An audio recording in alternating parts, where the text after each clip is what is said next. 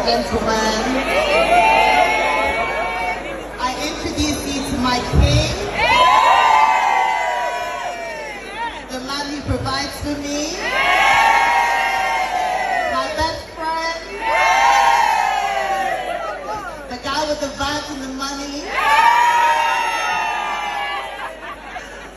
and the father of my 7 children.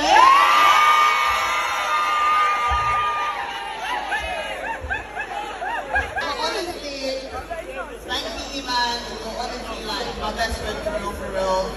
May God bless you. May you continue to grow from strength to strength. May wealth be your portion. May there be many more open doors in the mighty name of Jesus. Thank you for everything. God bless you. And I'm happy for you to be my husband.